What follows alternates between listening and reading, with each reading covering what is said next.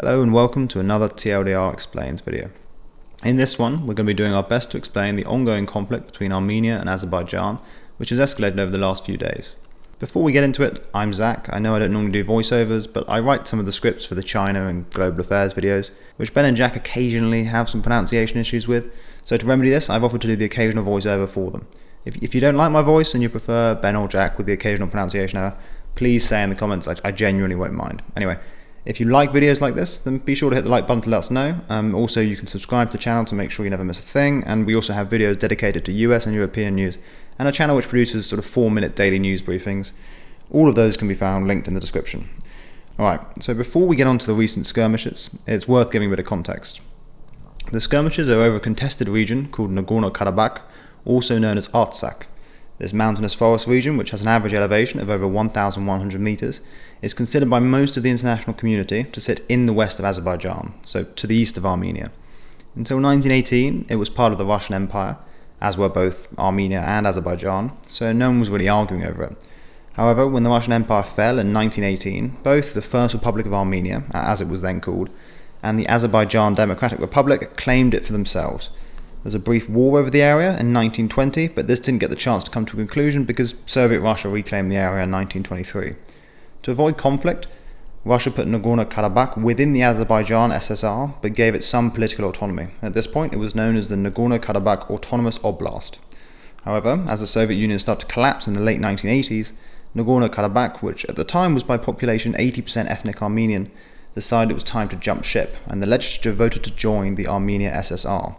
When the Soviet Union finally collapsed in 1991, the Azerbaijan SSR became just Azerbaijan, and the Armenia SSR became just Armenia. The Nagorno-Karabakh legislature held a referendum, without the approval of the national Azerbaijani government, on independence, which would in practice mean joining Armenia.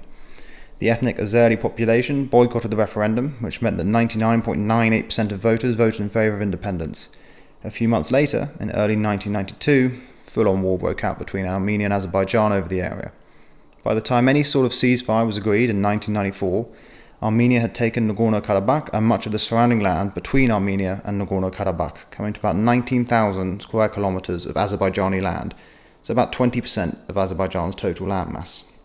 Estimates vary, but around 8,000 Armenians and 25,000 Azeri were killed. Somewhere between 250,000 and 500,000 Armenians were displaced from Azerbaijan, and somewhere between 700,000 and 1 million Azeri were displaced, mostly from Nagorno-Karabakh and the surrounding regions.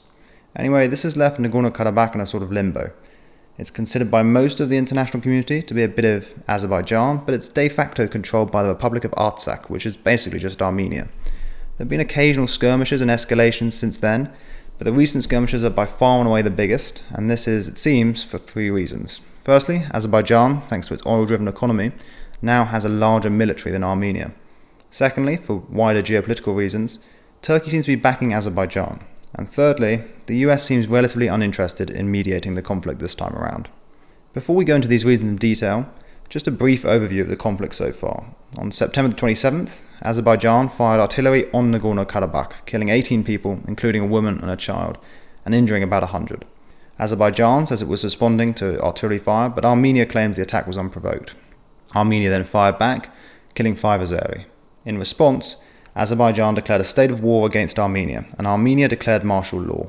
Since then, the two countries have just been endlessly shelling each other, and notably, both sides have been shelling civilian populations. Over the weekend, 2nd to 4th of October, Azerbaijan reported shelling on Ganja, its second largest city, which has a population of 330,000. Armenia claimed it was aimed at Ganja's military airport, but there was some collateral damage. Armenia reported shelling on the capital of Nagorno-Karabakh, Stepanakert, and worryingly, Amnesty International corroborated reports of use of Israeli-made cluster munition by Azeri forces in residential areas. Cluster munition is indiscriminate and therefore illegal under international humanitarian law, so to see Azerbaijan using it is seriously concerning. It seems Azerbaijan have reclaimed some territory as well. According to official reports, as of Friday, 376 Armenian soldiers and 22 civilians had died. While Azerbaijan hasn't published its military casualties, it reported 31 civilian casualties, making this by far the deadliest conflict in the region since the war in the 90s. Furthermore, according to Nagorno-Karabakh's rights ombudsman Artak Beglarian, some 50% of Karabakh's population and 90% of women and children, so some 70 to 75,000 people, have now been displaced. So why has this happened now? Well, we'll start with the first reason. Azerbaijan now has a way larger army than Armenia, partly thanks to its oil-driven economy. Armenia today has a GDP of $13.5 billion. Azerbaijan has a GDP of $47.1 billion. Armenia's military expenditure is 4.7% of its GDP, so about $500 million, whereas Azerbaijan's is 5.4% of its GDP, so $2.75 billion. Secondly, Turkey seems to be heavily backing Azerbaijan, presumably for three reasons. Firstly, the Azeris are Muslim-majority Turkic people, culturally similar to the Turkish. Secondly, Turkey has been fighting a proxy war with Russia in Libya and/or Syria since 2012, and Russia has a defence pact with Armenia, so Nagorno-Karabakh looks like it's going to be the third theatre for the Russia-Turkey proxy war. Thirdly, Azerbaijan has a lot of oil, so they're a nice ally to have from Turkey's point of view. Erdogan, the president of Turkey, said Turkey stands with and will continue to stand with the friendly and brotherly Azerbaijan with all our means and all our heart. In response, Emmanuel Macron accused Erdogan of warlike language and demanded he back down. Anyway, Turkey claims it's only offering weapons and training, but they performed joint military exercises with Azerbaijan last month, and there have been reports by The Guardian that Turkey is sending over Syrian mercenaries to fight for Azerbaijan. Turkey denies these reports, but The Guardian was able to track military flight paths from Gaziantep to Istanbul, then onto Azerbaijan, and both Russia and France have supported the claim. Furthermore, Syrian bodies have been found on the battlefield.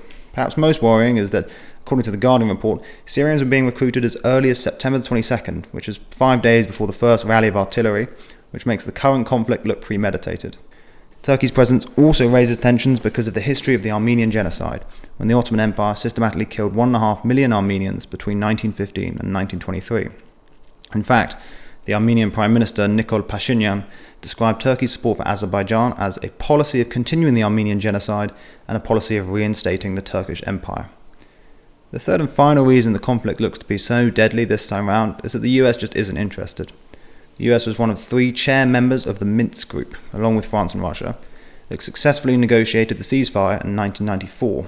Historically, it's been more active in cooling regional tensions, so in 2016, after brief skirmishes on the border, the Secretary of State John Kerry immediately got involved and everything calmed down. This time, the US has distanced itself from the conflict, partly because it's busy with elections, and partly because of Trump's policy of foreign disengagement generally. This leaves Russia as the mediator, and while on Saturday Russia successfully negotiated a temporary ceasefire between the two countries, Russia's ongoing proxy war with Turkey makes a permanent solution difficult to imagine. So that's why the conflict looks to be especially deadly. Azerbaijan has a military monopoly, Turkey is backing Azerbaijan, and the US just isn't interested in mediating. As a last thing, there might also be a local political dimension to it. The Azerbaijan government is under political pressure at the moment, apparently for its lackluster response to the coronavirus pandemic. The Azerbaijani furlough scheme only gave out 700 Azerbaijan manat monthly for 300,000 salaried workers and 270 Azerbaijan manat for 300,000 self-employed people. Given that the average monthly salary in Azerbaijan is about 3,000 Azerbaijani manat, so 10 times that for the self-employed, it's been criticised as insufficient. Obviously, this war is a reliable way for political leaders to look good, so there's a chance that this at least plays into the timing of the attack. Anyway, I hope you enjoyed this video. If you did, please do give it a like. It helps us figure out what sort of videos you like most. And obviously, if you're feeling really generous, we would be very, very grateful for any support on Patreon. It helps more than you probably think it does. And finally, if you don't like my voice, please actually do say in the comments. Super fine with it. Yeah. See ya.